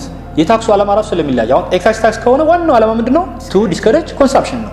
ምክንያቱም ማህበረሰብ የህዝብ ከሚጎዳ እንዲል አድርግ እኮ ነው አይደለም። ከታክስ በላይ እኮ ለምሳሌ አሁን ሲጋራ ፓኬት ላይ አሁን አላቅም አጅሽም ስለማላቅ በእውነት ግን ሲጋራ ላይ ምንድነው ያለው ከታክሱ ባሻገር ለጤናው ጎጂ ነው ምናምን የሚል ፕሪንሲፕል አለው። መመሪያች የፉድ ኤንድ ሜዲሲን ምናምን አዋጅ አለ አይደለም? የዛ መመሪያ አለ። እዛ መመሪያ ላይ አንቀጽ አንድ ፕሮግራም ሰርችበታለሁ ሬዲዮ ላይ አንቀጽ 6 ይመስለኛል አይቲ እና እዛ ላይ ፓኬቱ ላይ እንዲህ መጻፍ አለበት ብሎ ያስቀምጧል። ሌቭሉ ላይ ዩሲ ለጤና ጎጂ ነው አደገኛ ነው ምናምን የሚል ነገር አያቸው። ከታክስ በላይ እንኳን ሄዶ ማለት ነው። እና የታክሱ ዓላማ ስለሚለያይ ነው። ስለሚለያይ ደግሞ ምን አይሆንም ፕሪንሲፕሉ እኩል አይሆንም የሁሉ እንጂ እኮ ለምሳሌ አቢሊቲ ቱ ፔ ፕሪንሲፕል ቅድም አልን አይደለም? አሁን የታክስ ትልቁ ፕሪንሲፕል እሱ ነው። ኮንሰምፕሽን ታክስ እኮ ግን ይጣሳል እሱ። ቫት ላይ እኮ የሚገርመው ልክ አሁን ያለበት ሆቴል ጋር ለምሳሌ እኔና አቶ አላሙዲ አንድ ቢራ ብንጠጣ እኩል እኮ ነው ቫት የምንከፍለው። አይገርማችሁም? እሳቸው ማአት ቢሊዮን ያላቸው ነው ደግሞ ሺዎች ነው ያሉኝ። አቢሊቲ ቱ ፔ ፕሪንሲፕል አሁን በምን በቫት በጣም ነው የሚጣሰው። አያ አሁን ምን እያልኩ ነው? ዲፔንዲንግ ኦን ዘ ታይፕ ኦፍ ታክስ ፕሪንሲፕሉ ይጣሳል እና ኪሙሌቲቭ አይደለም ኪሙሌቲቭ። አሁን ያወራናቸው ፕሪንሲፕል ለአንዱ ይመቻል ለአንዱ አይመችም፣ ለአንዱ ይመቻል ለአንዱ አይመችም። ለሁሉም ተፈጻሚ የሆነ ማን ነው ግን እነ ኮንቪኒየንስ፣ ሰርተኒቲ፣ ኤፊሺየንሲ ባለው ግን ሁሉም ተፈጻሚ መሆን አለበት። ኢንተረስቲንግ ሌላ ኢንተረስቲንግ የእንትን ጥሩ የተለመደ መርህ የረሳ ነው ሰርተኒቲ ብለናል አይደል?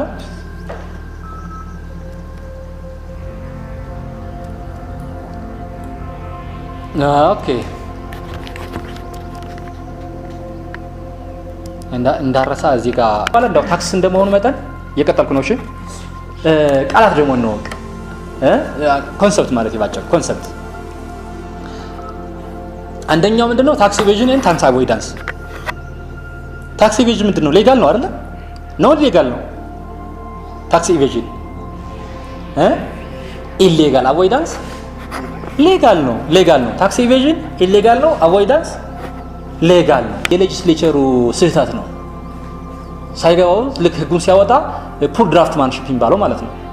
የዛ ውጤት ነው አቮይዳንስ። እና እርግጥ ነው ባድ ፌዝ አለበት አቮይዳንስ ላይ ግን ምን ያድርግ በምን እንዳትቀጣው ደግሞ ያው የፕሪንሲፕል ሌጋሊቲ ደግሞ ይጥሳል ደግሞ እሱ ነው ማነው ይከለክላል። እና ታክስ ኢቬዥን ታክስን ያለውን ታክስ ግልጽ የሆነውን ህግ ማጭበርበር ነው። አቮይዳንስ ግን ይሄ ምንድነው ቬግ የሆነውን ህግ ለራስ ጥቅም ማዋል ነው እና አያስቀጣም። ኢቬዥን ያስቀጣል። የሚገርመው አሁንም እዚህ በምሳሌ ሲሆን ነው ህግ የሚጥመውና ፓርትነርሺፕ እና ሌሎች ካምፓኒዎች በድሮው የኢንካም ታክስ ፓርትነርሺፕ ፓስሩ ስታተስ ይጠቀሙ ነበር። አሁን ቅድም ያልኳችሁ ኮንሰፕት አለ አይደል?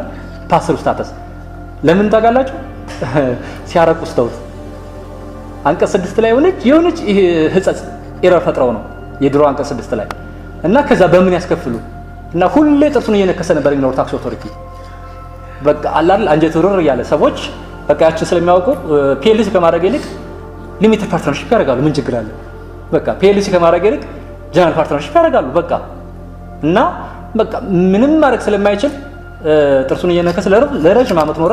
አሁን ቀረፋት በአዲሱ ኢንካም ታክስ ፓርትነርሺፕም ካምፓኒም እኩል ፓስሩ ስታተስ አይጠቀሙ እና እንደዚህ ያ ነው አቮይዳንስ ማለት እና ታክስ ኢቬዥን ኢሌጋል ነው፣ ይሄኛው ግን ሌጋል ነው። ግን ምንድነው ህጉ ቬክ ስለሆነ ሰዎች በቃ ከገባቸው አሊያም ደግሞ የህግ ባለሙያን አማክረው በቀላሉ የታክስን ሪኳየርመንት ያልፉታል ማለት ነው። ወይም ደግሞ በርደኑን ያልፉታል ማለት ነው። እና ታክስ ኢቬዥን ኤንድ ታክስ አቮይዳንስ ይህን በደንብ እዩት ነው። ኦኬ እሺ። ከዛ በጣም ወሳኝ የሚባሉ በምርጫም በቀደም አይተነዋል። እና ኢንካም፣ ግሮስ ኢንካም፣ ታክሴብል ኢንካም ታውቁታላችሁ አይደለም? ኢንካም ምንድን ነው? ኤኒ ሶርት ኦፍ ቤኔፊት በቃ ኤኒ። ለምሳሌ ትሰይ አንዲት ሰራተኛ ቤት ሰርታ የምታገኘው ኢንካም ነው አይደለም? ቤት ውስጥ እየሰራች የምታገኘው ኢንካም ነው። አንድ የነብጤ መንገድ ላይ ለምን የሚያገኘው ከሆነ ኢንካም እኮ ነው። በቃ እሱ ሁሉ በታክስ ተካቷል ኢንካም በሚለው ዲፊኒሽን። ኤኒ ሶርት ኦፍ ቤኔፊት ይልና ምንድነው የሚገኘው ደግሞ ነን ሪከሪንግ ሊሆን ይችላል ወይም ሪከሪንግ ሊሆን ይችላል። ማለት በየጊዜው የሚገኝ ሊሆን ይችላል ወይም ደግሞ አልፎ አልፎ የሚገኝ ሊሆን ይችላል። ከዓመት አንዴ፣ ከ6 ወር አንዴ፣ ከወር አንዴ፣ ኢቭን በየቀኑም ሊሆን ይችላል አይደለ? ግልጽ ነው አይደለ? ከዛ ደግሞ የሚገኘው ደግሞ ኢን ዘ ፎርም ኦፍ ካሽ ሊሆን ይችላል ወይም ካይንድ ሊሆን ይችላል። ፔይድ ሪሲቭድ ወይም ክሬዲት ሊሆን የተቀበልከው ሊሆን ይችላል ወይም ገና ከእጅህ ላይ የሚገባ ክሬዲት ሊሆን ይችላል። ሌትስ ሴይ ቼክ፣ አሁን ቼክ ብጽፍለት ለማረዬ ገና ክሬዲት ነው አይደለም? ገና ገንዘቡ ከእጁ አልገባምና ክሬዲት ነው እንደዛ። እና ኢንካም ማለት ኤኒ ሶርት ኦፍ ቤኔፊት ፔይድ ኢን ዘ ፎርም ኦፍ ካሽ ሊሆን ይችላል፣ ኢን ዘ ፎርም ኦፍ ካይንድ ሊሆን ይችላል፣ ሪሲቭድ ሊሆን ይችላል፣ ኦር ክሬዲት ሊሆን ይችላል። ኤኒ አሁን እዚህ ጋር ሁሉም ያካትት ይመስላል አይደለም? ዲፊኒሽን ነው ይሄ ወገኖቼ እንጂ ታክስ ለመጣል ግን የምታገለግለው የትኛዋ ነች?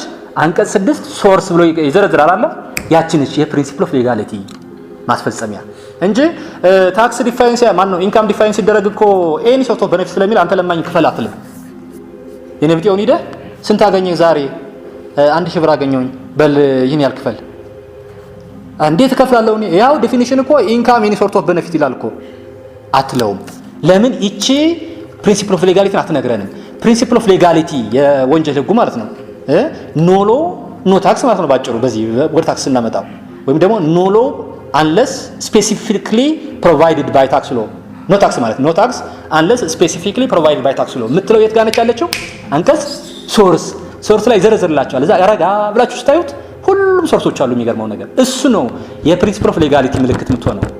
የባለፈው ታክስ አቮይዳንስ እዛ ላይ ስለተፈጠረ ነው። ፓርትነርሺፕን ታክስ ማድረግ የከበደው ታክስ ኦቶሪቲ ገባችሁ? ስለዚህ ታክስ ግን ምንድነው? ማን ኢንካም ግን ምንድነው? ኤኒ ሶርት ኦፍ ቤኔፊት ኢንክሉዲንግ ቤግሪ ቤግሪ ኢንካም እሱ ማለት ነው። ከዛ ሌላው ኢምፖርታንት ወርድ ማን ነው? ግሮስ ኢንካም ምንድነው እሱ? ዘ ቶታል አግሪጌት ኢንካም ነው አይደል? ዘ ቶታል አግሪጌት ኢንካም ኦፍ አን ኢንዲቪጁዋል። ይሄ አይደለም ዋናው ሚስጥር ግን ቶታል አግሪጌት ኦፍ አን ኢንካም ካላችሁ በኋላ ዊዛውት ዲዳክሽንስ ምንም ቅናሽ ሳይደረግ ማለት ነው። ለምሳሌ ለተሳያውን 1 ሚሊዮን ብር ቅድም ካምፓኒ ላይ አግኝተናል አይደል? እዛ ላይ ለምሳሌ ታክስ ሲጣል ምን ተቀንሶ ነው? ደሞዝ ምናምኑ ለምሳሌ ዩቲሊቲ ኮስት የሚባል አለ አይደል? ዩቲሊቲ ኮስት ማለት ለውሃ ለነዳጅ የከፈልነው ለዚህ ለመብራት የተከፈለው እሱ ሁሉ ተቀንሶ ነው እና ዊዝ ዲዳክሽን። ይሄ ግሮስ ኢንካም ግን እሱ ሁሉ ሳይቀነስ ነው ዘ ቶታል ወይም ደግሞ አግሪጌት ኢንካም ዊዛውት ዲዳክሽን። ባጭሩ አግሪጌት መሆኑና ዊዛውት ዲዳክሽን መሆኑን ከያዛችሁ አትስናፍ። ዛትስ ኮልድ ዋት? ግሮስ ኢንካም። ታዲያ ግሮስ ኢንካም ይሁን ሳለ ግሮስ ኢንካም ታክስ ለመጣል አያገለግለንም አይደለ? ይልቁንስ ግሮስ ኢንካም ለምን ያገለግላል መሰላችሁ? ካታጎሪ ኤ ታክስ ፔየር፣ ካታጎሪ ቢ፣ ካታጎሪ ሲ የሚል ነገር አለ አይደል? አንቀጽ 3 ላይ እነሱ ካታጎሪዎችን ያገኙት በግሮስ ኢንካም ነው። እቺ እንዳትረሱ። ለምሳሌ እነኝን አዝ ካታጎሪ ኤ እና ቢ ሲ ብሎ ለመክፈል የሚያገለግለን ይልና ኢንካም ማን ነው? ኔት ኢንካም፣ ታክሰብል ኢንካም፣ ኔት ፕሮፊት፣ ግሮስ ኢንካም ቢለን ማን ነው? ግሮስ ኢንካም ጎበዞች። የሚገርመው ካታጎሪ ውስጥ ከተካተቱ እዛ ቋት ውስጥ ከገቡ በኋላ ነው ከዛ እንትኑ ግሮሱ ዲዳክሽን ተቀንሶ ምን ብሎ ታክስ የሚጣልባቸውና አደራችሁ ካታጎሪ ኤ ቢ ሲ ለማለት የሚያገለግለን ማን ነው? ግሮስ ኢንካም ነው። እንደው እዚሁ ከገባው ታይቀር ያው አሁን ኢንፎርማል አይደል እየተማርን ያለው እየተወያየን ያለነው። አዎ ስለዚህ ካታጎሪ ኤ ቢ ሲ ካልን በኋላ ባይዘው ታክስ የሚከፍሉት ካታጎሪ ኤ እና ቢ ሲ ማን ነው? ካታጎሪ ኤ እና ካታጎሪ ቢ ሰልፍ አሰስመንት ሮል በሚባለው ነው አይደል? ሲ ደግሞ በምንድነው? በፕሪዛምፕቲቭ አሰስመንት ነው። ይሄ ምን መሰላችሁ? ሰልፍ አሰስመንት ማለት ባለፈው ንግድ ህግ ላይ ስናየው ካታጎሪ ኤ እና ቢ ምንድነው? they are what obliged to what keep books and accounts አይደለም? አዎ ኤ እና ቢ በቡካቸው በአካውንታቸው መሰረት ነው ተሰልቶ ዲክሌር ያደርጋሉ፣ ያን ያቀርባሉ። እሱ ተሰልቶ ነው እንግዲህ እንትን የሚሆነው ታክስ የሚከፍሉት። ሰልፍ አሰስመንት የተባለ ለምንድን ነው? እነሱ ዲክሌር ስለሚያደርጉ ይሄው ያገኘሁት፣ ይሄው ይሄን ቡክ ይይልኝ፣ ይሄው ዩኒቨርሲቲ ይይልኝ፣ ይሄው ብለው ያቀርባሉ ዲክላሬሽን። ለዛ ነው ሰልፍ የተባለችው፣ እነሱ ራሳቸው ገቢውን ያገኙት ስለሚያቀርቡ ነው። ግልጽ ነው አይደለ? ሰልፍ አሰስመንት ነው የሚባለው ለዛ ነው። በቡኩ መሰረት ቡኩ ይሄው ያገኘሁት በቃ በዚህ መሰረት ነው። ይሄው አይ 10 ሚሊዮን ብር ነው ያገኘው አትለውም አንተ፣ ምክንያቱም ቡክ አቀርበልሃል። ያንተ እንደ ታክስ አስከፋይ ኃላፊነት ምንድነው? ቡኩ ትክክለኛ መሆኑን አለመሆኑን በደንብ ነው የምታጣራው። ደረሰኝ ላይ በጣም ብዙ መጨመር አለ፣ በጣም ከምላችሁ በላይ እና እሱን ነው እንጂ ቸክ የምታደርጉት የለም ያገኘው እንደዚህ ነው ከፍ ነው ዝቅ ያለ ነው አይነት ነገር አይባልም አትለውም። ግን ሰነዷን አጣርተህ የቀረ ነገር ካለ የተጨመረ ነገር ካለ እሱ ካቀረበው ማለት ነው ቻሌንጅ ልታደርገው ትችላለህ። አዘርዋይስ ባቀረበው መሰረቱ ታክስ የምትጥልበት እና ሰልፍ አሰስመንት ይባላል እነሱ ታክስ የሚከፍሉበት፣ ወይም ደግሞ ራሳቸው በገለጹት በመዝገቡ መሰረት ባሳዩት ገቢ እንደማለት ነው። ሲ ላይ ያለው ግን ፕሪዛምፕቲቭ ወይም በአማርኛ የቁርጥ ግብር የሚባል አይደለ? እሱ ማለት ነው። ለምሳሌ በቃ ታክስ ምናምን ቡድን ማን ነው ቡክ ምናምን ስለማይዙ ይመጣል ታክስ ኦፊሰሩ ያያል። አንተ እንዴ ሱቅህ ሞልቶ የለ እንዴ አንተ በለው ተመችቷል ማለት ነው። አቤት ልብስ ብዛት። ግን እኮ የሚገርመው ሱቁ እንደዛ ቢሞላም እኮ ማለት ነው ከወር አንድ ኮላ ይሸጥ ይችላል። ዲፔንድስ ኦን ዘ ሎኬሽን። ውስጥ ያለው ሳይሆን ከውስጥ ካለው ምን ያህል ይሄዳል ነው በየቀኑ አይደለ መሆን ያለበት። ግን ልክ ውስጥ ሞላ ብሎ ከሆነ ምንድነው የሚያደርጉት እነሱ? ታክስ ይጥሉብሃል። ከዛ ሰዎች ይህን ስላወቁ የሚያደርጋሉ ታክስ ከፋዮች ልክ የታክስ ኦፊሰርስ ይመጣሉ በተባለ ቀን በተባለ ሰሞን ጠረጴዛውን እንዳለ ባዶ ነው የሚያደርጉት። ይሄ ሸልፉን ባዶ ነው የሚያደርጉት። ፕራክቲሱ ማለት ነው እንደዛ ነው፣ ባዶ ያደርጉታል። እና አልፎ ከዛ ገዢ ሲመጣ ምንድነው የፈለገው እንደዚህ ፈልጌ ቆይ መጣላለሽ ተብሎ ከዛ በጀርባ ምናምን ሄዶ አምጥተው የሚሰጡት እንጂ የለም ባዶ። መርካቶ ምናምን ስትሄዱ አሁን ልክ የሆነ ሰሞን ላይ ባዶ ነው የምታዩት እንትኑ ይሄ ሱቁ ማለት ነው። በጣም ትንሽ አልፎ እቃ ጣልጣል። ከዛ ኦፊሰሩ ይመጣና ምን ነው ሱቅ ባዶ ነው? ምን ገቢ የለ ገበያ እባክህ ኪሳራ አልቻልነውም እኮ። አሁን ያው የዋህ ኦፊሰር ከሆነ በቃ ያችን አምኖ 100,000 ብር 200,000 የሚጣልበት ሰውዬ 10,000 ብር ምናምን ብሎ ሊሆን ይችላል። አብዛኛው የታክስ ሰዎች በእርግጥ ኦፊሰር አይደሉም፣ ማነው ቅን አይደሉም። ኤኒዌይ ዙሮ ምንድነው የሚሆነው?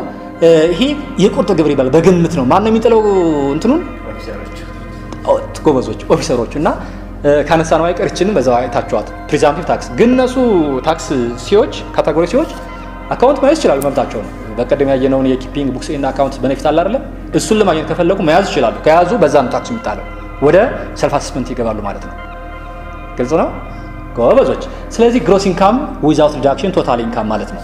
ቀጥሎ ደግሞ ታክሰብል ኢንካም ተቃራኒ። የዚህ ታክሰብል ኢንካም ደግሞ ታክስ የሚጣልበት ኦን ዊዝ ዲ አማውንት ኢዝ ሌቪድ ግን አፍተር ዲዳክሽን ተቀንሶ ምን ብሎ ምንሽ ይሄ ኔት ፕሮፊት የሚባለው አለ አይደል? ማንነው እንትን በቃ ንጽት ያለችው ይሄ በቃ ይሄ የሚቀነሰው በሙሉ ተቀንሶ ምን ብሎ ፒውርሊ የቀረችው እዛች ላይ ታክስ ይጣላልና እሷ ምን ትባላለች? ታክሰብል ኢንካም ዊዝ ዲዳክሽን ወይም አፍተር ዲዳክሽን ነው። አፍተር ዲዳክሽን። ስለዚህ ግሮስ ኢንካም እና ታክሰብል ኢንካም የሚለያቸው ምንድነው? የዲዳክሽን ጉዳይ መኖርና አለመኖር ነው። ግልጽ ነው። የዲዳክሽን መኖርና አለመኖር ነው። መኖርና አለመኖር ነው። እነኚህ ናቸው ለምርጫ የሚመቹት። እሺ ልቀጥል ነው። ታክሴሽን ደግሞ ታክስን ደግሞ ክላሲፋይ እናደርገው። እነኚህም ለምርጫ የሚመቹ ናቸው አይደለ? አንደኛው ምንድነው? ያው ለምሳሌ ልክ ነው እሱም አለ ፌደራልና ሪጂናል ወይም ደግሞ ሎካል ሊሆን የሚባልም አለ። አሁን ለምሳሌ ይሄ ምንድነው በእኛ በህገ መንግስቱ መሰረት ፌደራል አንቀጽ ስንት ነው? 96 ነው አይደለ? 96 ላይ የተዘረዙት ለምሳሌ ይሄን ካስተም ዱቲ ምናምን የሚባሉት እነሱና ሰው ፌደራል ናቸው። ኢንዲቪጁዋል ሴልስ ታክስ ደግሞ ለምሳሌ በ97 አለ አይደለም?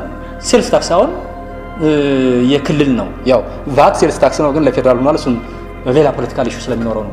ፌደራል ገንዘብ ስለሚያጥረው ጨንቆት ነው ያንን ያክል ገቢ ብዙ ገቢ ነው የሚያስገኘው ቫቱና አሳልፎ መስጠት ስላልፈለገ ነው እንጂ ሴልስ ታክስ በሚለው ተካቷል። ኦልሬዲ ሴልስ ታክስ በሚለው ይካተታል። ሴልስ ታክስ ማለት እኮ ማኑፋክቸረር ታክስ አለ፣ ሴልስ ታክስ፣ ሆልሴለር ታክስ የሚባል አለ፣ ሪቴይለር ታክስ አለ፣ ቫት፣ ተርኖቨር ነው። ሁሉ ምንድን ናቸው? ሴልስ ታክስ ናቸው። ባይዘው ሴልስ ታክስ ናቸው። እና ግን ከነኚህ ሁሉ ግን እንደ ቫት ግን ብዙ የሚያስገኝ የለም። ለዛ ነው ፌደራል መንግስቱ በአሶስ ነው የወሰደው። እንጂ በአንቀጽ 97 ላይ ኦልሬዲ ተካቷል ቫት። ኤኒዌይ ዞሮ 6 ላይ ያለው ፌደራል፣ 7 ላይ ያለው ሪጂናል እና 8 ላይ ያለው ኮንከረንት። ይሄ ግን ዞሮ ፌደራል እና ሪጂናል ብለን ልንከፍለው እንችላለን። እንዲያው ፌደራል እና ሎካል ይከፈል። ግን አንድ ጥያቄ ልጠይቃችሁ። በእኛ ህግ ይሄ ክልሎች ማነው ከተሞች ምናምን ወረዳዎች የታክስ ስልጣን አላቸው? ምክንያቱም ህገ መንግስቱ ላይ 7 እንደምታውቁት 97 የማን ነው? 96 ደግሞ የፌደራል ነው። ታች ላይ ያሉት የከተማ መስተዳደሮች ምናምን የሚባሉት ወረዳዎች አላቸው ይሆን? እንዴት? ቫትን እኮ በውክልና እኮ ክልሎች ነው የሚወስኑት እና ነው የሚሰበስቡት አይደል እንዴ? አይደለ? ፌደራሉ የኔ ነው ይባል እንጂ መቼስ ከጫፍ እስከ ጫፍ የፌደራል መንግስቱ ቫትን መሰብሰብ አይችልም። እንዲያውም የቫት አንዱ ትልቁ ችግር ለታክስ ፔሩ ቀላል ነው፣ ለአድሚኒስትሬተሩ ግን በጣም ከባድ ነው። በጣም እዚች ላይ እንደውም አንድ ነገር ልነግራችሁ ልለፍ። ቫት አዋጁ ሲወጣ የሚገርመው ውይይት ነበር አይደለ? ይሄ አሁን ታክስ በድሮ ሲወጣ ቫት የሚመዘገቡ ሰዎች 500 ሺህ እና ከዛ በላይ ገቢ ያላቸው ነው የሚለው መሰለ። ግን በወቅቱ 250 ሺህ ምናምን ይሁን ተብሎ ነበረ። ችግር የሆነው ግን ኧረ በጣም ይበዛል ከፋዩ ነው ተመዝጋቢ ይበዛና እኔ የማስተዳደር አቅሜ በቃ ከአቅም በላይ ይሆንብኛል ማስተዳደር የማልችል ሆናለሁ ብሎ ነበር ወደ 500 ሺህ ከፍ ያደረገው። እና አሁንም ቢሆን ክልሎች በውክልና ይሰበስባሉ ማንን ቫትን። እንደዛ ነው የሚሆን እንጂ ፌደራልም አይችልም በውክልና አይደለም። በቀጥታ ግን የነሱ ስልጣን የሆነ ይኖር ይሆን ወይ ነው ያልኩት። ኢምፕራክቲስ አለ ሰጥተዋቸዋል። አሁን ለምሳሌ በክልል ደረጃ ስትሄዱ አግሪካልቸራል ኢንካም ታክስ አሁን ወረዳዎች ነው የሚሰበስቡት፣ የወረዳዎች ስልጣን ነው። ከተማ አካባቢ ለምሳሌ ይሄ ላንድ ዩዝ ታክስ አለ አይደል? ኢቭን አሁን ጎንደር ዩኒቨርሲቲ እኮ ይከፍላል ለከተማው የመሬት ይከፍላል ታክስ ታውቃላችሁ? ላንድ ዩዝ ታክስ ይከፍላል። እና እነኛውን ለከተማዎች ለምናምን የተሰጠ ነው ማለት ነው። ኦኬ ስለዚህ ፌደራል እና ሪጂናል ወይም ሎካል ብለን ልንከፍለው እንችላለን ያልኩት እቺን ለማንሳት ነው። ኦኬ ከዛ ውጭ ያው የተለመደው ዳይሬክት እና ኢንዳይሬክት ታክስ። ባጭሩ ዳይሬክት እና ኢንዳይሬክት ለማለት ያገለግለን ነገር ምንድነው? ሽፍታቢሊቲ ኦፍ በርደን ወይም ሽፍታቢሊቲ ኦፍ ታክስ ሊያቢሊቲ። ታክስ ሊያቢሊቲ ለምን ቢባል በዳይሬክት ራሱ ታክስ ከፋዩ ነው የሚከፍለው፣ ራሱ ታክስ ከፋዩ። በኢንዳይሬክት ግን ታክስ ከፋዩ ሳይሆን ኮንሱመሩ ነው የሚከፍለው። አልቲሜት በርደኑ ማንጋ ነው? ኮንሱመሩ ጋር ነው ማለት ነው አይደለ?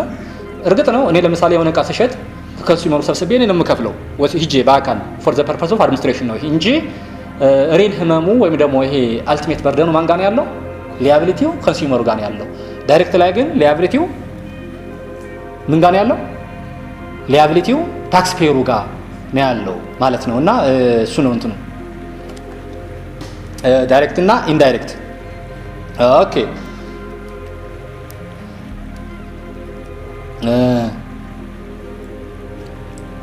ምናልባት ዳይሬክት እና ኢንዳይሬክት ጥቅምና ጉዳታቸው ነካ አድርገናቸውን እንለፍ። የምርጫ ነገር ሊሆን ስለሚችል ለምሳሌ ዳይሬክት ታክስ አንዱ ጥቅሙ ምንድን ነው?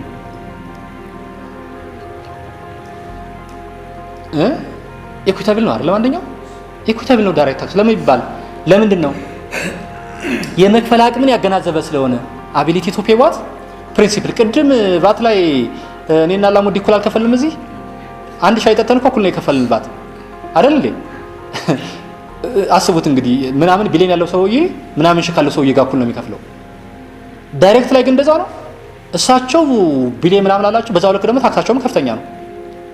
ቢዝነስ ኢንካም ታክስ ይከፍሉ ማለት ነው። እኔ ግን ቢዝነስ ኢንካም ታክስ የሚከፍለው በጣም ትንሽ ነው የሚሆነው። እና ለዛ ነው ምንድነው ታክስ ዳይሬክት ኢኩዊታብል ናቸው። ለምን ሲባል ኤቢሊቲ ቱ ፔይ ፕሪንሲፕልን ግምት ውስጥ ያስገቡ በመሆናቸው። ሰው ያለ አቅሙ የማይከፍልበት ቢኖር ማን ነው? ዳይሬክት ነው። ወይም ደግሞ ሰው በአቅሙ ልክ ኢኔሴንስ አቅሙ ሲለያይ ይለያያል ማለት ነው እንጂ 100 ሺህ ብር ወርሃዊ ገቢ ያለውን ሰውዬ 90 ሺህ ብር ታክስ ክፈል ቢባል በአቅሙ ልክ ነው እያልኩ አይደለም።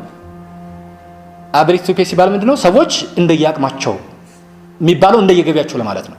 እንደየአቅማቸው ማለት እንደየገቢያቸው ነው ለማለት ነው እንጂ ታክስ የተጣለው ታክስ በጣም የሚያስመር ሊሆን ይችላል፣ ማያስመር ሊሆን ይችላል። ዞሮ ኢኩዊታብል የሚባለው ለዛ ነው። ኢኩዊታብል የሚባለው ለዛ ነው። ማን? ዳይሬክት ታክስ። ሁለተኛ ጥቅማቸው ሰርተን ናቸው ወገኖቼ። ምንድናቸው? ሰርተን። እርግጠኛ ነው አሁን ቱ ቢ ኦነስት እንዲያው ተቀጣሪ ሆኖ በየወሩ የሚከፍለውን ታክስ ማያውቃለ? በደንብ ነው የሚያውቃት አይደል እንዴ?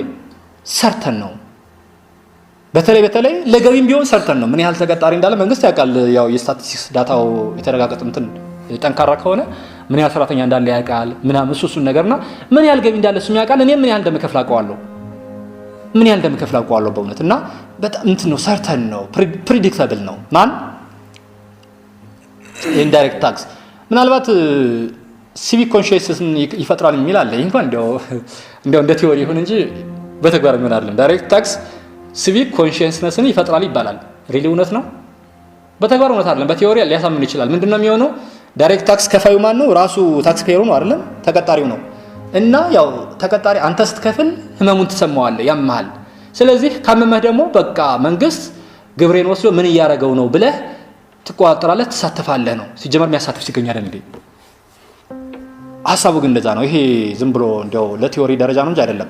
ምንድነው ዳይሬክት ኢንካም የሚከፍሉ ሰዎች በቃ በቀጥታ እነሱ ስለሚከፍሉ በቀጥታ ካራታቸው ገቢ ስለሚከፍሉ ህመሙንም ፊል ስለሚያደርጉት ታክሳቸው ገንዘባቸው ሂዶ የት እንዳረፈ የት እንደወደቀ መንግስት ምን እንደሰራበት ይከታተላሉ። ይሄ ሲቪክ ኮንሺየስነስ ይሄ ፓርቲሲፔሽን አለ አይደለም የዜግነት ተሳትፏቸው ይጨምራል ይባላል። ይሄ ከቲዮሪ አንፃር ትክክል ነው፣ ከፕራክቲስ አንፃር አይሆንም። ምናልባት ከቲዮሪ አንፃር ትክክል የሚሆነው ፔኑ ትክክል ይሆን እና እንትኑም ትክክል ሊሆን ይችላል።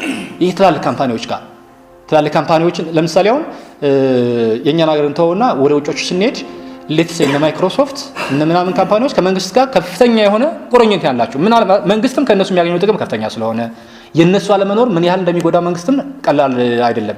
በታክስ ብቻ አይደለም ባይዘው ሌትስ ያው እነዚህ እነ ፌስቡክ ምናምን አሉ አይደለም እነሱ እኮ የፌደራል ሰዎች ናቸው። ዋና ቁልፍ ቦታውን ይዘው የሚያስተዳድሯቸው የአሜሪካን ፖሊሲ ለማስፈጸም ሲባል የግድ እዛ ሲያዩ የነበሩ ሰዎች ናቸው በአብዛኛው እዛ ማኔጅ የሚያደርጉት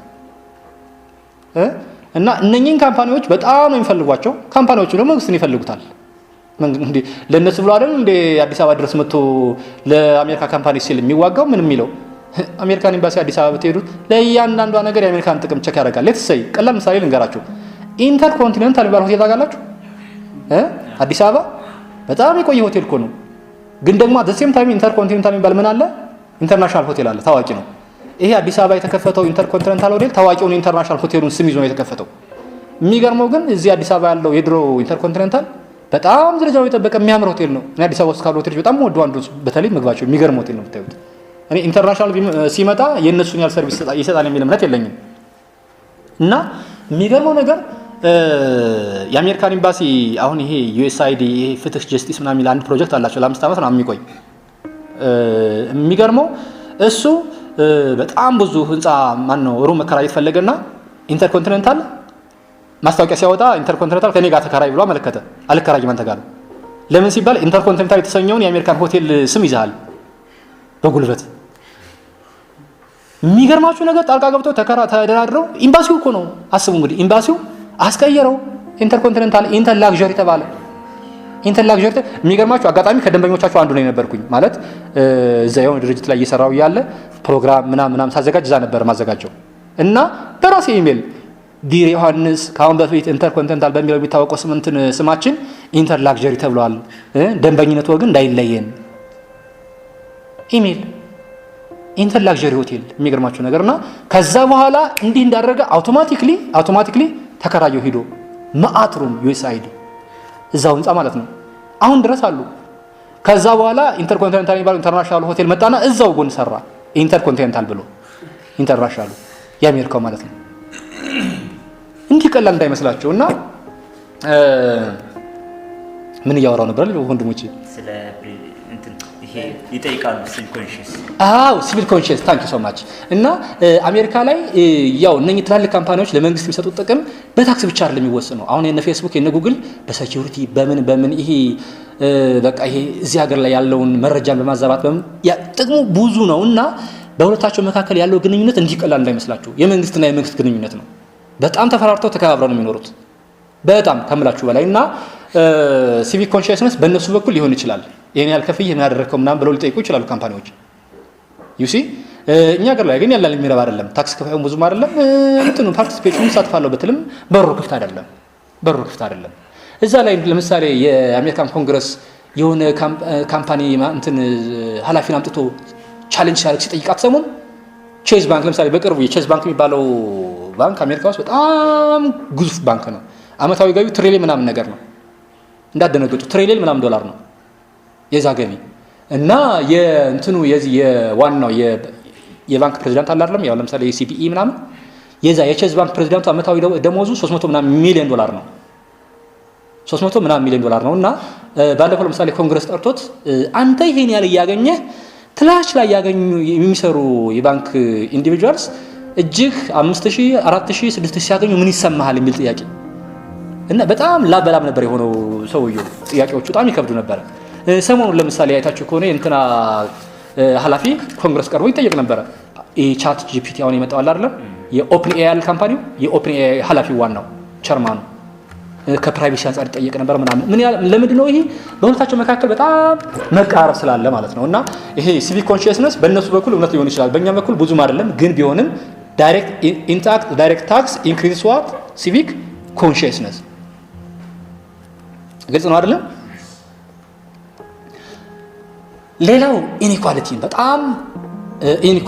በጣም ይወደሳሉ እነማን ዳይሬክት ታክስስ ምን በማድረግ ኢኒኳሊቲን ይቀንሳሉ ተብሎ ይታሰባል ኢኒኳሊቲን ይቀንሳሉ የኢንካም ኢኒኳሊቲ ማለት ነው የኢንካም ኢኒኳሊቲ ለምን በአብዛኛው ዳይሬክት ታክስ ፕሮግሬሲቭ ነው በባህሪው the more income you gain the more tax you pay እንደዛ አይደለ the more you go up the more you increase your tax ነው እና እንደዛ ስለሆነ ልክ ለምሳሌ 10000 ብር ደሞዝተኛ የሆነ ሰውዬ ዛሬ የሚከፍለው ምናልባት 2000 ከምናምን አካባቢ ነው ደሞዝ የሚሆነው አይደለም ማነው ታክሱ 100000 ብር ሲያገኝ ደግሞ ምን ያህል ነው የሚሆነው ሲጀመር ሬቱ ራሱ ይለያል ከ30% ወደ 35% ሬት ነው ከፍ የሚለው አይደለም እና ልክ ብዙ ስታገኝ ብዙ ትከፍላለህ ትንሽ ስታገኝ ትንሽ ትከፍላለህ ይሄ ለምንድን ነው ኢንካም ኢኒኳሊቲውን ለማመጣጠን ያው የገቢ የምናምን የሚለው እንዳለ ሆኖ ማለት ነውና የኢንካም ዲፈረንሱን ለማጠብ ሲባል ዲስአድቫንቴጅን እንመልከተው እሺ ደክማችኋል ታርፋላችሁ እቺ እንደጨረስኩኝ ዲስአድቫንቴጅን እንመልከተው የዚህን ተቃራኒ እኮ ማድረግ ትችላላችሁ አንፖፑላር አይወደዱም ለምንድን ነው ፔኑ ራሱ ታክስ ከፋዩ ፊል ስለሚያደርገው እኮ ነው አንፖፑላር ናቸው አይወደዱም ታክስ ኢምፕሎይመንት ታክስ በቀደም ሰምታችኋል እንትና ይሄ ኮንፌዴሬሽን የሰራተኞች ማህበራት ኮንፌዴሬሽን ከጥያቄዎቹ አንዱ ታክስ ይቀንስ ነው በቃ ሚኒመም ወጅ ወሰን ታክስ ይቀንስ ነው ለምን ታክስ ከፋዩ ራሱ ስለሆነ ህመሙን በደንብ አድርጎ ፊል ያደርገዋል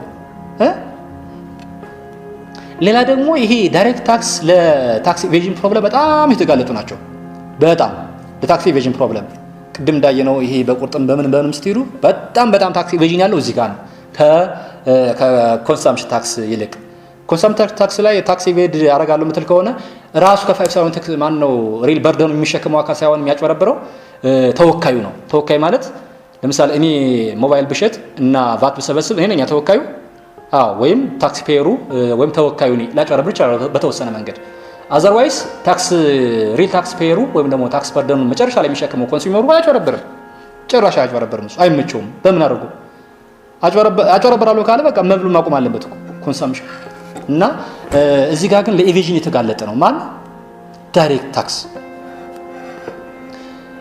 ኮምፕሌክሲቲም አለበት ኮምፕሌክሲቲ በጣም ኮምፕሌክስ ነው ዳይሬክት ታክስ እንደምታውቁት ይሄ ኪፒንግ ቡክስ ኤንድ አካውንት ብለን የለም ያን ማጣራቱ በተለይ ኮምፕሌክስ የሚሆነው ለማን ነው ለታክስ ፔየሩ እና ለሁለቱም ኮምፕሌክስ ነው በጣም ይሄ መቀነስ መደመር ጣጣው ብዙ ነው እዛ ኢምፕራክቲስ ትሄዱ ቫት ላይ ለምሳሌ እንደው ለማነጻጸር እንዲመቻችሁ ለአድሚኒስትሬሽን በጣም ኮስትሊ ነው ዛም ቢሆን ኮምፕሌክስ ነው ለአድሚኒስትሬሽን በተለይ ኢንፑት ታክስ ክሬዲት ምናምን የሚባለው ነገር በጣም ውስብስብ ነው ለታክስ ፔየሩ ለሪል ታክስ ፔየሩ ግን በጣም ቀላል ነው ምን ታረጋላችሁ እናንተ የሆነ ቦታ ሄዳችሁ ሻይ መጠጣት እኮ ነው ታክስ ስትከፍሉ እኮ ዋጋ ላይ አብሮ ይቀርብላችኋል ትሰጣላችሁ የት ያስገባው ምን ያስገባው ምን ታውቃላችሁ ምንም በጣም ቀላል ነው ኮምፕሌክስ አይደለም ለማን ለሪል ታክስ ፔየሩ ወይም ደግሞ ለኮንሱመሩ ቫት ላይ ከሆነ ምን የምታረጉት ነገር ሄዳችሁ በቃ ከዋጋው ጋር ከፍላችሁ መምጣት ነው ፔኑን እንኳን ራሱ ፊል አታረጉት የሚገርመው ነገር ለእንትኑ ግን ያም ቢሆን ኮምፕሌክስ ነው ለማን ለታክስ ኦቶሪቲ ለአድሚኒስተር ለማድረግ ሌላው ትልቁ ቅድም ነካር ያለው ሳላስበው ዳይሬክት ታክስ ቤዛቸው ናሮ ነው ቤዛቸው በጣም ናሮ ነው ኢንተርምስ ኦፍ ዋት ታክስ ዩኒት ማለት ከግለሰብ አንፃር ማን ነው የታክስ ከፋይ ምን ነው አይደለም ካምፓኒዎች ግለሰቦች ከዛ አንፃር በጣም ትንሽ ነው ወይ ተቀጣሪ መሆን አለበት ወይ ነጋዴ መሆን አለበት ሳምቲንግ ነው በቃ እዛዎች ደግሞ ያው ካፒታል ጌን ወይ አከራይ መሆን አለበት እንጂ የለም በጣም ቤዙ ጠባብ ነው በጣም ከገቢ አንፃር ቢሆን ራሱ ወይ ቢዝነስ ኢንካም ነው ወይ ኢምፕሎይመንት ኢንካም ነው ወይም ደግሞ ይሄ ሬንታል ኢንካም አለ ካፒታል ጌን እንደዛ ነገር ሮያልቲ ምናምን እንጂ የለም። ታክስ ቤዙ በጣም ጠባብ ነው። ታክስ ቤዙ የዛኛውስ የኮንሳምፕሽኑ በጣም ሰፊ ነው። እንደ ያንድ አመት ህፃን እየከፈለ ያንድ ወር ህፃን እኮ ይከፍላል እኮ ኮንሳምፕሽን ታክስ አይደል ሌቫት ያንድ ወር ህፃን ይከፍላል ወተት ይገዛለት። የሚገርመው ነገርና ኮምፕሬሄንሲቭ በጣም ሰፊ ነው ከእንትን ኢንተርምስ ኦፍ ታክስ ዩኒት ዳውን ሀፍታሙ መቸስ ምንም እንኳን ለማኝ ቢሆን ራሱ መቸስ ይበላል አይደል አንዴ ነብቴ ሲበላ ሻሽ ተጣጣኩ ይከፍላል እኮ አብሮ ከለመናት አያችሁ ታክስ ቤዙ በጣም ሰፊ ነው ማለት እሱ ነው። ኢንተርምስ ኦፍ ኢንካም ቤዝም እንደዚሁ ሰፊ ነው የማይጣልበት የለም። ይሄ አሁን ቅድም ማን ነው ይሄ ኤግዛምት የተደረጉ ይኖራሉ እንደገና ዜሮ ሬት የሚባሉ በጣም ትንሽ ነገሮች አሉ በታክስ እንጂ ከዛ ውጭ ሁሉም ነው የሚጣልበት። ኤግዛምት የተደረጉት ይሄ እንጀራ ምናምን አሁን ያው የኢኮኖሚውን ለማረጋጋት ሲባል ዜሮ ሬት ደግሞ በኋላም ከነካውት ሰው ካልነካውትም በዚሁ አስቡት በተበባት ዜሮ ሬት ለምሳሌ ጎልድ ለብሔራዊ ባንክ ሲቀርብ ኢንተርናሽናል ትራንስፖርቴሽን ኤርላይንስ ያው ዓለም አቀፍ ላይ ሄዶ እንዲወዳደር ቫት ዋጋ ይጨምር የለ በባህሪው ኢንፍሌሽን ያመጣል እኮ ቫት በጣም መጥፎ ነገርና እንዳይሆንበት ኤርላይንስ የኛ ኤርላይን ቫት እንዳይከፍል ይደረጋል። ፕላስ እንደዚህ ለምሳሌ ሆቴላችሁን ስትሸጡ ለግለሰብ እነዚህም የተወሰኑ ኤክስፖርትድ ጉድስ ኤንድ ሰርቪስስ እንዲሁ ዶላር ለማግኘት ሲባል እነኚህ 3 4 ናቸው ባይዘው ኤግዞስቲቭሊ እነኛውን ዜሮ ሬትድ ናቸው። ከዛ ውጪ በሙሉ ታክሰብል ነው በቫት በዚህ ግን እሱ ነውና ታክስ ቤዙ በጣም ጠባብ ነው። ዳይሬክት ታክስ በጣም ጠባብ ነው። ሌላስ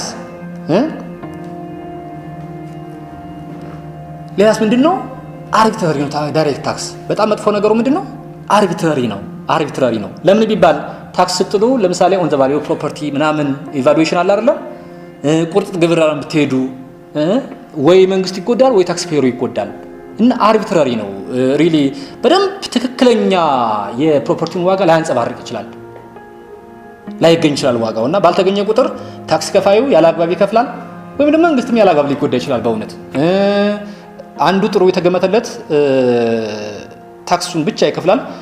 አርቢትራሪ የተገመተለት ደግሞ ምናልባት ብዙ ይከፍላል። እና አርቢትራሪ ነው በባህሪው ተወዳጅም ያልሆነው አንዱ ይሄ ነው። ግልጽ ነው አይደለም? በቃ አረፍ በሉና ያችኛውን የኢንዳይሬክት እንመልከት።